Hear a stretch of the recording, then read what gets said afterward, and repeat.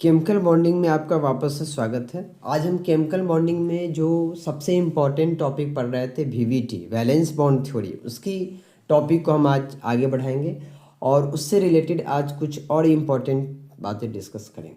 ठीक, सबसे पहले आप याद कीजिए कि जब आपको वीवीटी पढ़ाया गया तो क्या बताया गया कि वीवीटी जो है वो किसके बारे में बताता है। वीवीटी कोवैलेंट बॉन्ड फॉर्मेशन के बारे में बताता है, वो भी किसके थ्रू, ओवरलैपिंग के थ्रू। वो बताता है कि ओवरलैपिंग होगा तो कोवैलेंट बॉन्ड बनेगा, राइट। उसके बाद उसमें ये कंडीशन था कि दो ओवरलैप कर रहा है तो एक में सिंगल इलेक्ट्रॉन, दूसरे में भी सिंगल, एक में अपवर्ड डायरेक्शन, दूसरे में डाउनवर्ड डायरेक्शन में रहेगा, तभी जाके ओवरलैपिंग हो पाएगा, राइट। दूसरा ओवरलैपिंग दो तरीके का बताया गया था, एक बताया गया था एक्सियल ओवरलैपिंग, दूसरा था साइडवेज ओवरलैपिंग। ठीक, आपको बताया गया कि एक्सियल ओवरलैपिंग में सिग्मा बॉन्ड बनेगा, साइडवेज में क्या बनेगा, पाई बॉन्ड बनेगा। तो ये कुछ सारे टॉपिक डिस्कस हम किए थे। तो इसको अगर आप नहीं देखें तो आप पहले वीवीटी का फर्स्ट टॉपिक देखें, फर्स्ट लेक्चर देखें, उसके बाद ही आप इस लेक्चर को देखें। तो आइए हम इसी टॉपिक को आगे बढ़ाते हैं। और आज का हमारा टॉपिक होगा कि एक्सियल एंड साइडवेज ओवरलैपिंग को डिटेल में पढ़ना। लेकिन उससे पहले हम आपको एक्सिस से रिलेटेड कुछ बात बताना चाहते हैं। जैसे देखिए, आप मानते हैं कि ये पी एक्स है, इसको मानते हैं कि ये पी वाई है, और इसको मानते हैं कि ये पी जेड है, राइट। आपके मानने के ऊपर है। जैसे आपने ये दो एक्सिस लिया, आपकी मर्जी, आप इसको जेड माने, आप इसको वाई माने, आप इसको एक्स मान लीजिए, कोई दिक्कत नहीं है, राइट। हाँ, वो बात अलग है कि आपके हिसाब से 3D स्ट्रक्चर होता है एक्स वाई जेड एक्सिस पे, तीनों एक्सिस पे अगर होता है तो, और सबका अपना अपना एक ये है। जैसे प्रॉपर तरीके से लोग जानते हैं कि ये एक्स एक्सिस है, ये वाई मानते हैं, एंड इधर एक जेड मानते हैं जो कि ऊपर की तरफ होता है, राइट। तो इस हिसाब से आप एक्सिस मान सकते हैं। ठीक, आपके ऊपर है, आप किसी को भी एक एक्स, किसी को भी एक्स और किसी को भी, आपके ऊपर है। तो आइए हम इसमें डिस्कस करते हैं। सबसे पहला है वैलेंस बॉन्ड थ्योरी, यानी कि वीवीटी में एक्सियल ओवरलैपिंग यानी कि head and overlapping, head and overlapping के थ्रू सिग्मा बॉन्ड बनता है। अब यहाँ पे बताया जा रहा है कि if x is inter nuclear axis, समझिए इस बात को। आप कह रहा है कि आप एक्स आपका इंटर न्यूक्लियर एक्सिस है, यानी कि आप एक्स से काम स्टार्ट कर रहे हैं, यानी आपके लिए ये एक्स, ठीक है। इसी के अकॉर्डिंग आपको काम करना है। अब क्या है कि एक होता है पी एक्स जो कि एक्स एक्सिस पे होता है, एक होता है पी वाई जो कि वाई एक्सिस पे होता है, और एक होता है पी जेड जो कि जेड एक्सिस पे होता है। तो ये चीज़ आपको समझना है कि मतलब ये कि हम आपसे कहना चाह रहे हैं कि पी ऑर्बिटल तीन टाइप के होते हैं। जो पी ऑर्बिटल है वो कितने टाइप के होते हैं, तीन टाइप के होते हैं। एक, आप जैसे कि जानते हैं कि ये एक्स एक्सिस है, आप इसको मान लिए वाई एक्सिस, आप इसको मान लिए जेड एक्सिस, और इसको मान लिए वाई, राइट। तो अगर आप पी एक्स ला रहे हैं, पी एक्स यानी कि पी कौन सा, एक्स वाला, तो अगर आपका ये एक्स एक्सिस पे है तो आप पी एक्स को इस पे रखिए। अगर आप पी वाई ला रहे हैं तो उसको वाई एक्सिस के अराउंड रखिए। अगर आप पी जेड ला रहे हैं तो उसको जेड एक्सिस के अराउंड रखिए, राइट। तो अब यहाँ पर क्या है कि एक्स इंटर न्यूक्लियर एक्सिस, यानी कि एक्स आपका सेंटर में काम कर रहा है, राइट। अब कह रहा है कि आप एक एस लेके आइए और दूसरा एस लेके आइए। तो एस में क्या सिर क्या पैर, इसका ये सिर है तो ये भी सिर है, दोनों ओवरलैप करेगा तो कुछ इस तरीके से ओवरलैप करेगा। और ये ओवरलैप चूंकि एस और एस कर रहा है इसलिए इसका नाम होगा एस एस ओवरलैपिंग, और इसके थ्रू कौन सा बॉन्ड बनेगा, सिग्मा। अब यहाँ है कि आप ला रहे हैं पी एक्स को, और आपका इंटर न्यूक्लियर एक्सिस क्या है, एक्स है, ठीक है, क्या है, एक्स है। और आप पी एक्स को ला रहे हैं तो एक्स पर ही रखेंगे, और ये आपका एस है। तो एस पी एक्स करेगा तो ये और ये टकराएगा, इसका सिर टकरा रहा है इससे, तो जब सिर टकराता है तो कौन सा बॉन्ड बनता है, सिग्मा। ये इस पे चढ़ गया, यहाँ पर ओवरलैपिंग हो गया, इसको कौन सा ओवरलैपिंग बोलेंगे, एस पी या एस पी एक्स, राइट। यहाँ पे सिग्मा बॉन्ड बना। अब यहाँ देखिए, ये हम ला रहे हैं पी एक्स, ओके, एंड यहाँ लाए पी एक्स।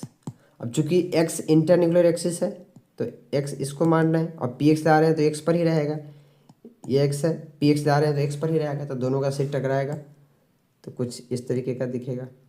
यहाँ पर ओवरलैपिंग हुआ, यहाँ पर ओवरलैपिंग हुआ तो कौन सा बॉन्ड बना, सिग्मा। ठीक है, तो इस टाइप का जो है जिसमें सिर टकरा रहा है तो ये है head on overlapping, axial overlapping, और इससे बनता है sigma bond.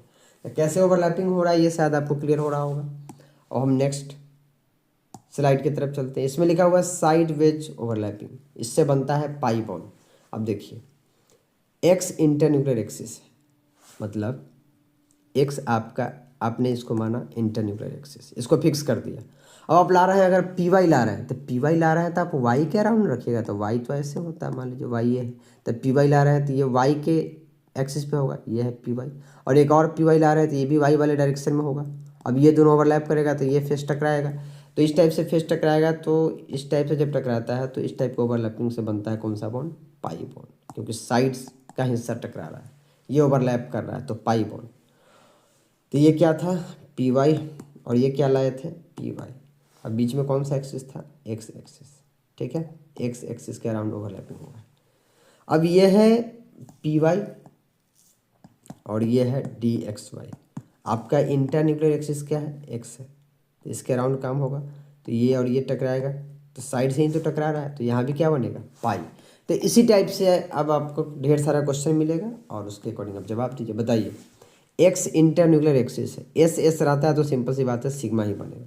S P x रहेगा, एस एंड पी एक्स रहेगा तो सिग्मा ही बनेगा, यहाँ तक तो कोई दिक्कत नहीं। अब पी एक्स देखिए, आपका एक्स इंटरन्यूक्लियर एक्सिस है, आप एक्स को फिक्स कर दिए और पी एक्स ला रहे हैं, तो पी एक्स ला रहे हैं तो पी एक्स है, मतलब एक्स पर ही रहने वाला चीज़ है ना, तो एक्स पे रखिए। और एक और पी एक्स ला रहे हैं तो वो भी एक्स के अराउंड ही रखिएगा, ओवरलैपिंग यहाँ पे कट जाएगा, तो क्या बनाएगा, sigma. P Y P Y ला रहा है, तो देखिए आपने माना इसको एक्स, ये आपका इंटरन्यूक्लियर एक्सिस है, ये फिक्स है, इसी के अराउंड आपको सोचना है, लेकिन आप ला रहे हैं पी वाई, तो पी वाई वाले डायरेक्शन में रहेगा, ऐसे वाले डायरेक्शन में रहेगा, तो इसका ये टकराएगा तो साइड से टकराएगा ना, इसका ओवरलैपिंग तो ऐसे होगा। बेशक एक्स आपका इधर है, लेकिन इस पे एक्स पे तो कोई आया ही नहीं है, वाई पे आया है, तो इसीलिए ये दोनों टकराएगा तो बनेगा पाई। उसी के बाद बताइए कि पी जेड अगर टकराएगा तो क्या बनेगा, पी जेड बनेगा। तो देखिए पी जेड टकराने जा रहा है, तो आप इसके अराउंड क्या सोचिएगा, आपका एक्स इंटरन्यूक्लियर एक्सिस क्या है, एक्स, और आप इसको मान लेते हैं जेड एक्सिस, तो जेड के अराउंड आ रहा है ना, पी जेड आ रहा है, तो वो तो जेड पे रहेगा, तो इसका तो टकराएगा साइड से, तो साइड वाला हिस्सा टकराएगा तो पाई बॉन्ड बनेगा।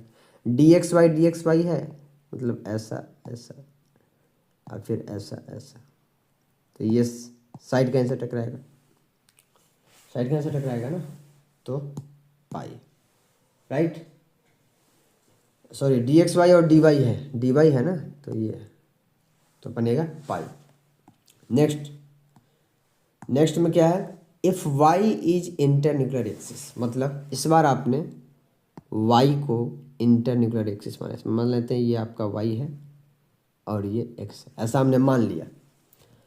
तो अगर पी एक्स आया तब तो इस पे जाएगा, और पी वाई आएगा तो इस पे जाएगा, तो एस एस, तो एस में तो सिग्मा होता है, एस पी वाई, एस के साथ कोई आ रहा है तो उसे टकराएगा, तो वो क्या बनेगा, एस के साथ आ रहा है ना, वाई इंटरन्यूक्लियर एक्सिस है, मतलब वाई पर आ रहा है पी वाई, और एस यहाँ बैठा हुआ है तो सिग्मा ही बनाएगा। पी वाई आ रहा है, तो देखिए आपका इंटरन्यूक्लियर एक्सिस वाई माने, और पी वाई आ रहा है तो वाई एक्सिस पर ही आएगा ना पी वाई, और एक और पी वाई इसी एक्सिस के अराउंड रहेगा, तो यहाँ पे ओवरलैपिंग होगा, तो इस टाइप में यहाँ पे क्या बनेगा, सिग्मा। लेकिन पी एक्स आ जाए, वाई को आपने फिक्स किया है इंटरन्यूक्लियर एक्सिस वाई, लेकिन इस बार आ रहा है पी एक्स, तो मान लीजिए पी एक्स आपका ये है एक्स एक्सिस, तो एक्स के अकॉर्डिंग आएगा ना, तो यहाँ पे ये दोनों फेस टकराएगा, तो क्या होगा, पाई, क्योंकि यहाँ पर सिर नहीं टकरा रहा है, फेस टकरा रहा है, तो पाई बनेगा। उसी तरह एक को जेड मान लीजिए और जेड के अराउंड लाइए, और वाई तो आपका फिक्स है, तो जेड आएगा तो क्या बनाएगा, पाई बनाएगा, सिंपल सी बात।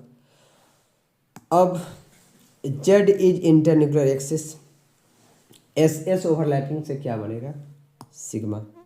एस पी जेड, अब क्या है कि आप जेड को फिक्स कर दिए, एस ऐसा होता है, अब पी जेड आ रहा है तो पी जेड तो जेड पर ही आता है, जो है जेड वो जेड पर ही आएगा, जो है वाई वो वाई पर आएगा, जो पी एक्स है वो एक्स पे आएगा। अब जेड संयोग से आपने माना इस बार क्या है, इंटरन्यूक्लियर एक्सिस, पी जेड टकराएगा तो क्या बनेगा, सिग्मा, तो एस और पी जेड से बनेगा सिग्मा। लेकिन अगर पीजेड आ रहा है तो क्या दिक्कत है, जेड को आपने माना इंटरन्यूक्लियर एक्सिस, पीजेड आ रहा है और एक और पीजेड आ रहा है, तो क्या हो जाएगा, ये दोनों टकराएगा तो सिग्मा। लेकिन पीएक्स आ जाए तो क्या हो जाएगा, मान लीजिए ये आपका एक्स है, ये जेड है, तो एक्स के अकॉर्डिंग आएगा ना पीएक्स, तो क्या बनेगा, पाई बनेगा। पी वाई आएगा तो वही बात है, जेड अपने जगह पर फिक्स है, वाई के डायरेक्शन में आएगा, मान लेते हैं इसको वाई मान लिए, वाई तो ये इस डायरेक्शन में आएगा और यहाँ ये टकराएगा तो क्या बनेगा, पाई बनेगा। यहाँ किसी को कोई दिक्कत नहीं होनी चाहिए, राइट। आगे हम बढ़ते हैं। If x is internuclear axis, इसमें थोड़ा सा ध्यान से सोचिए, एस है एंड पी वाई है, एस है एंड पी वाई है, तो देखिए एस ऐसा है एंड पी वाई ऐसा होता है, तो ये जब दोनों टकराएगा तो ये तो यहाँ से टकराना चाहेगा, तो क्या यहाँ पे कोई इलेक्ट्रॉन है, नहीं, इलेक्ट्रॉन होता है इसमें, तो इलेक्ट्रॉन जहाँ जहाँ मिलेगा वही ना ओवरलैपिंग होगा, तो इसमें तो इलेक्ट्रॉन है लेकिन इसमें तो इलेक्ट्रॉन है ये नहीं, यहाँ पर तो इलेक्ट्रॉन नहीं है, तो इसीलिए इस पोजीशन पे ओवरलैपिंग का कोई चांस नहीं है, तो न सिग्मा बनेगा न पाई, तो नो बॉन्ड बनेगा ही। एस पी जेड को देख लीजिए, इसमें भी सेम सिचुएशन आएगा, नो बॉन्ड।